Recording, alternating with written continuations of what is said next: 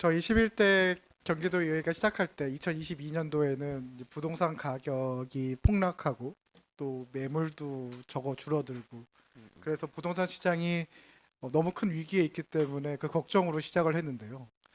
4년이 지난 26년도 벌써 올해 여러 부동산 관련된 이슈들을 보면은 주택 가격이 크게 증가할 수 있다라는 우려와 함께 이 주택 공급이 부족할 수 있다라는 또 걱정이 결합되어 있는 것 같습니다. 이 GH는 경기도 내 3기 신도시 등 새로운 신도시를 통해서 주택을 공급하는 굉장히 중요한 공공주체인데요.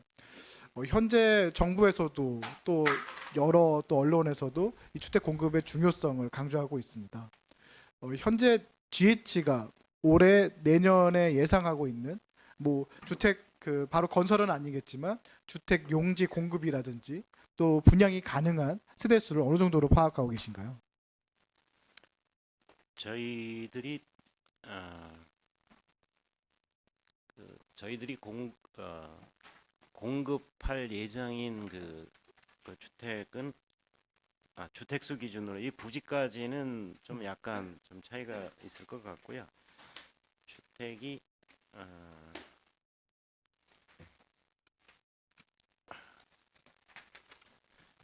지금 올해가 총 1,004호 공급 예정이고요.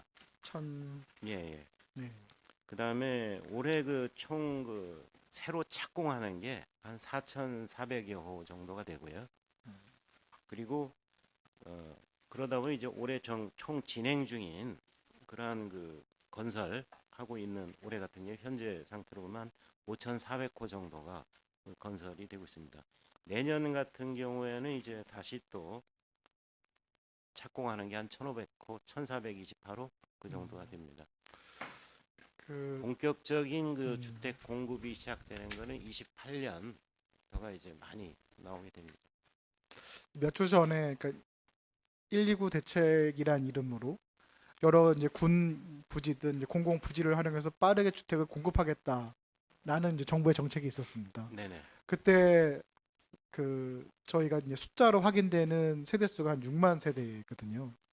그 정부가 얼마나 긴급한지가 좀 보여지는 정책일 수 있습니다.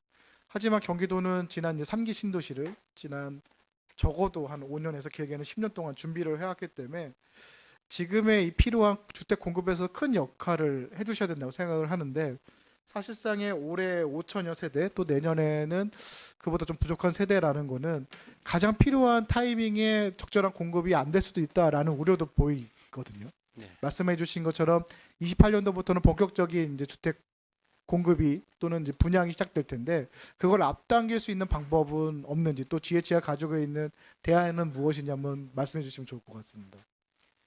이미 사실은 앞당길 수 있는 부분은 최대한 앞당긴 그 계획이라는 점을 말씀드리고요. 지금 중요한 것은 그 도시 조성 이런 사업들이 당초 계획된 그 일정보다 지금 조금씩 계속 지연이 되고 있거든요. 앞으로는 최소한 지연되는 것은 뭐 절대 지연되는 것보다는 오히려 조금이라도 당길 수 있는 방안. 지금 시기적으로 보면은 가장 중요한 것이 보상 문제입니다. 보상 문제 앞당기고 그리고 특히나 현재 살고 계시는 그 주민들 이전 그리고 지작물 철거 그리고 기업 이전 이런 것들을 지금부터라도 앞당길 수 있는 부분은 최대한 앞당겨서 부지 공사를 앞당기는 것이 가장 시급한 과제라고 생각을 합니다. 네, 그리고 보석 실제로서 올해 같은 경우에 저희들이 기업 이전 문제가 지금 크게 걸려 있는 곳이 저쪽 남양주 쪽하고요. 남양주의 그 왕숙지구 문제, 그 다음에 하남 교사의 또 기업 이전 단지 문제, 그리고 그 오전에 이제 많이 거론되었던 우리 광명 시흥의 그 공공주택 지구 문제. 그런데요, 왕숙과 이 하남 교산 쪽에는 최대한 한번 저희들이 마침 또 담당하고 있는 부분들이 보상이나 철거 등 작업이 좀 빨라지고 있습니다. 그래서 기업 이전 단지에 대한 공급을 올해 초부터라도 할 수 있는 걸 최대한 당기고 그러면은 이제 실마리가 하나 풀리고 그러면 이제 본단지에 다시 또 이 조선공사도 당길 수 있거든요. 그런 식으로 하나하나 좀 애로사항이 있으면은 애로사항이 있는 것부터 그 문제 해결해 나가고 그래서 사업 추진 속도를 높이는 것이 가장 중요하지 않나 그렇게 생각합니다. 그 사장님께서도 언급해 주신 것처럼 이제 보상이라는 그 네. 절차가 사실 많은 시간과 어려움이 있습니다. 크게 두 가지 측면이 있을 텐데요. 하나는 그 도시 개발 구역 내에 기존에 거주하시던 분들 또는 기업들이 이전하는 어려움, 그로 인한 어려움이 있을 거고, 두 번째는 오늘 오전에 광명시의원 상기 신도시에서도 말씀 나온 것처럼 보상이 안 돼서, 그러니까 음, 거기 입주자의, 그러니까 거기 안에 계신 분들의 문제가 아니라 이 사업을 추진하는 공공 주체의 문제점입니다. 그때 나왔던 이유가 부동산 경기의 하락과 그리고 LH 등 공공 주체의 예산 부족이었거든요. 저는 이게 2년 전까지는 적합한 대답이지만 지금 이 시기에는 적합하지 않은 답변이라고 생각합니다. 지금의 시기는 부동산이 오히려 폭등하는 우려의 시기이고 빠르게 공급을 해야 되는 시기라고 하면은 어떻게든 보상 문제를 빨리 마무리해야 된다고 생각하거든요. 저는 그 부분에 대해서 또 사장님께서 적극적으로 대응해 주시고 이미 많이 앞당겼다라고 말씀해 주셨지만 더 앞당길 수 있는 방법들을 고심해 주셔야 될 것 같습니다. 예, 의원님 말씀에 전적으로 공감을 하고요.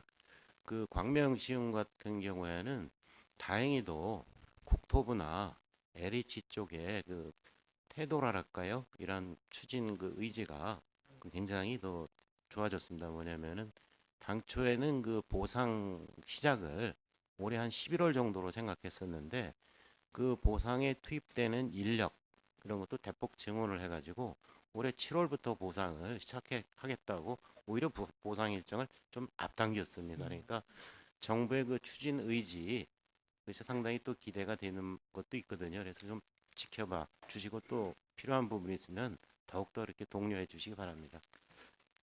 그럼에도 불구하고 보상에 대해서는 좀 우려가 가지고 있습니다. 왜냐하면은 부동산 하락기에는 그 보상을 받을 수 있는, 왜냐하면 부동산 시장에서의 거래가 어렵기 때문에 공공에서 하는 도시 개발 사업이든 공공 재개발 사업이든 추진할 수 있고 또 적극적으로 참여도 했었지만 막상 부동산이 또 그러니까 상승하는 시기가 되면은 그 보상이라는 걸 자체를 거부할 수가 많습니다. 네. 저는 그래서 지금 추진되고 있는 사업들이 오히려 이 보상이라는 이슈로 전혀 반대의 원인으로 인해서 늦어지지 않을까. 또 지금 공공 재개발과 같은 좀 GH가 역할을 해주셔야 될 내용들이 있는데 기존의 도시 환경을 개선하기 위한 그러한 노력들이 필요한데 오히려 그러한 곳에서도 반대의 효과가 일어날까봐 오히려 거부할까봐 그로 인해서 도시가 더 낙후될까봐 하는 우려도 있습니다. 그런 부분을 사장님께서 세심히 챙겨주시기를 부탁드리겠습니다. 예, 잘하겠습니다. 의원님의 우려를 감안해서 또 LH와 필요한 부분들은 협의해 나가면서 적극적으로 일을 해 나가도록 그렇게 하겠습니다. 네, 감사합니다.